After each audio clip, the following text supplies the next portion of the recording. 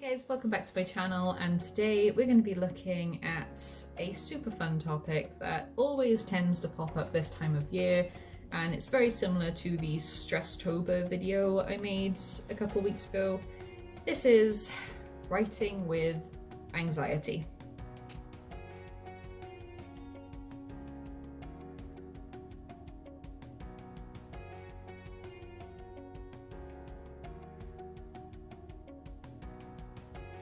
I want to say before we really get started, I am not a professional at all. I have been diagnosed with anxiety. I have had brief moments of depressive episodes in the past. I have been to therapy. I have not been on any medication, and I am not a professional. Anything I say is just coming from my own experiences and just my own coping mechanisms and just my own issues with writing while having anxious episodes. So please don't see this as advice or things that you should do. It is just me talking. This is a super fun topic to talk about, isn't it?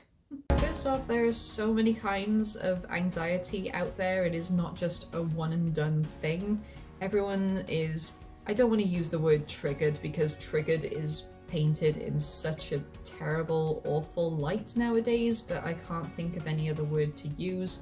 There are many triggers for anxiety and depression and just mental illness in general. There are many things that cause it. There are many things that sort of kick it up a notch, and likewise there are many different coping mechanisms. It's just such a diverse thing, and I think that is why so many people struggle with it, because there is no one and done, cut and try thing with it. It just is this ever-changing little shapeshifter. Woo! For example, I think my therapist described my version in a very, I don't want to say a fun way, but an interesting, quirky way. And I've mentioned this before, how I have my own internal bully. And this is when I start to feel like I just feel really heavy, my heart is racing, I sometimes get shaky, and I just feel like I'm not worth it.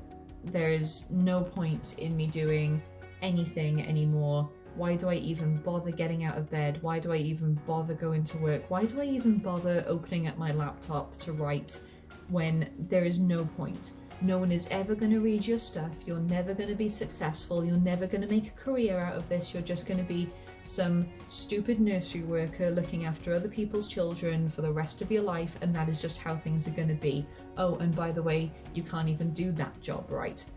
It's that downward spiral, that internal bully, where nothing ever seems to make sense in my head, and I am always thinking of the worst case scenario.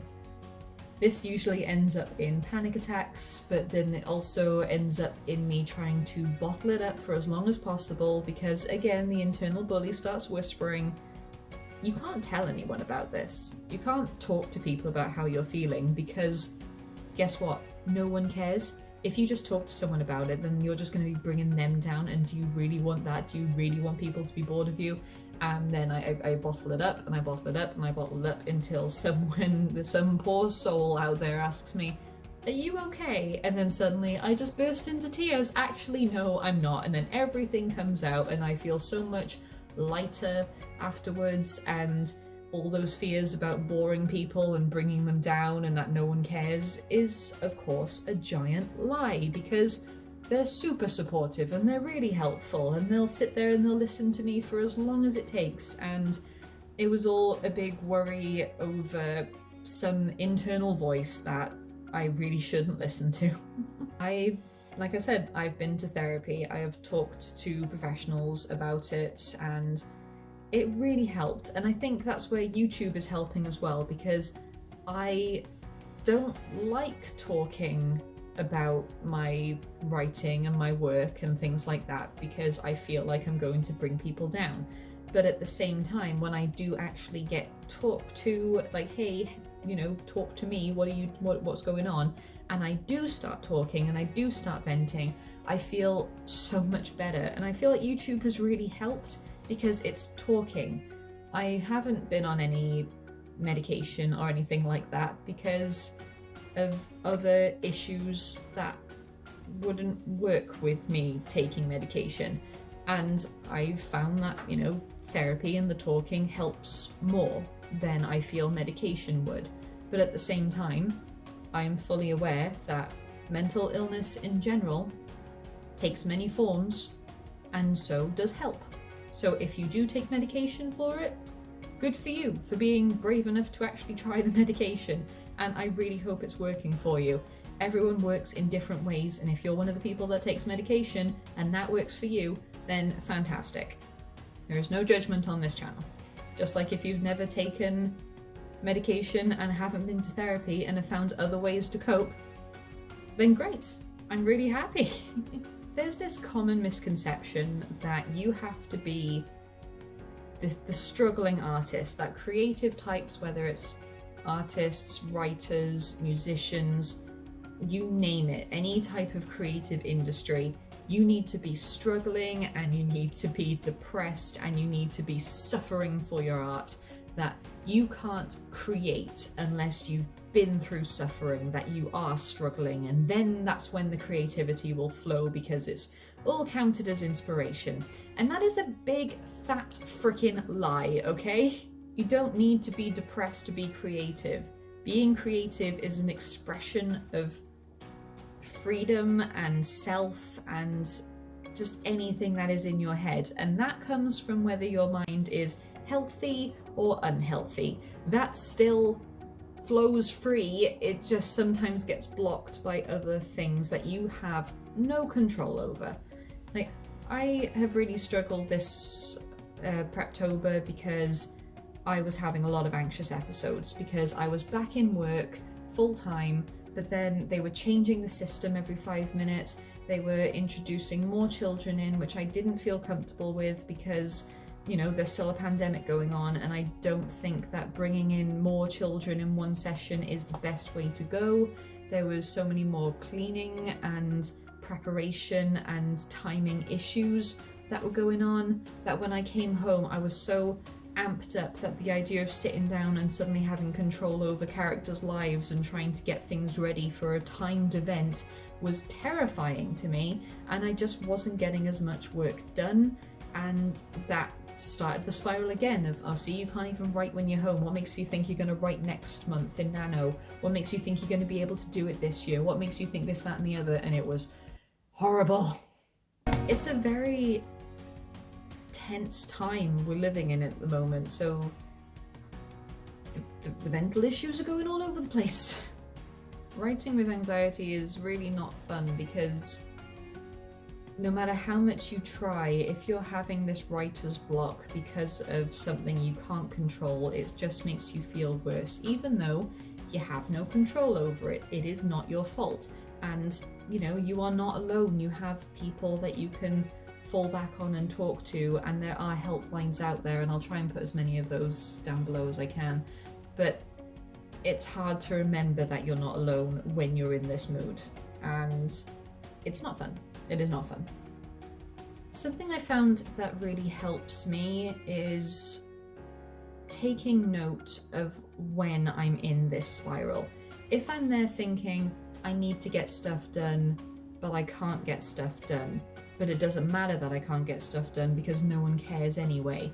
And why don't people care about you? Because of this, because of that. If I ever catch myself in that spiral, that is when, like, again, this is like therapy tricks and stuff like that, but if I ever catch myself in that cycle, it helps to track my triggers as such. So when I sit there and I think, hang on a minute, I'm having one of those moments, where did this come from? I try to trace those thoughts back, and that is where, you know, journaling comes in, just scribbling down what you're thinking, just having a mental tracker of what happened to lead to this moment. Let's take a few steps back and let's try and figure out where it originated from. because if you can track your triggers, you can sort of plan in advance for your coping mechanisms. If, like with me, with my internal bully, if I ever catch myself putting myself down, I'm like, okay, hang on a minute. Why am I doing this? This is what the internal bully was telling me. Why was it telling me that? Oh, because you didn't do this. Okay, but why didn't I do this? Oh, because you were at work all day. Okay, and what happened at work all day? This new system made you stressed out and you're trying to get used to this, that, and the other, and it's very overwhelming. I felt very overwhelmed at some point today, and I didn't deal with it in that moment. That is what's been sitting in here the whole time, and now here I am, and this is where it's coming out. I have cracked the case. That is not me saying it is that easy. It is not that easy. That is just a very vague and blunt example. It is usually a friggin' nightmare to try and trace things back, but once you start to understand and track and trace what these moments are that you bottle up and then result in issues later on, you can find your coping. You can find your coping mechanisms, and that can be anything from just having a break, taking a big step back from what you're doing, whether it's writing something creative, or even if you're just in a conversation with someone and you can feel yourself getting riled up. Sometimes you just need to say, I need a moment, if that's okay. And you can just go into the bathroom. You can leave the room. You can hang up the phone. You can just say, I'll give you a call back, or, oh, can we talk about this later? I just need to go do something. Even if you don't need to do anything, if you don't feel comfortable actually saying to someone, I'm having a very tight-chested, anxiety-fueled moment and I need a break, then you can say things to get yourself out of a situation. You have control. It is your mind, it is your mental health, and you have all the say. It is the same if you're going to doctors or a therapist, or if you're talking to a close friend and they're not understanding the situation properly. If you're registering, ooh, this doctor's being a bit patronizing to me, or, oh, these meds aren't really working for me, or my friend's kind of being a bit of a bitch about this whole situation. She thinks she's being funny, but I'm not finding it funny. You are completely in your right to turn around and say, this isn't working for me, something needs to change. Because it's your mind at the end of the day. It is your feelings, it is your work, it is your creative process, it is your mind, your body, so you should have the choice. And that took me way too long to realise. Little things to take back control is what is going to really help, especially if you are a creative type and you're trying to get projects done. Taking back control, whether it's in a form of plans, where you are planning, I've mentioned this before, where you're planning ahead for days off and breaks, but also giving yourself a chance to rearrange things if possible, or if things need to change, you can be like, okay, well I planned for this day off, I can just swap these two around. You are taking that control, you are taking that initiative, so that then if you do ever feel like you're getting too overwhelmed, you can just be like, I knew this was going to happen. I've planned for this, I can take a break now. It's all good. I have this. Because you do have this. This is all you. You can do this.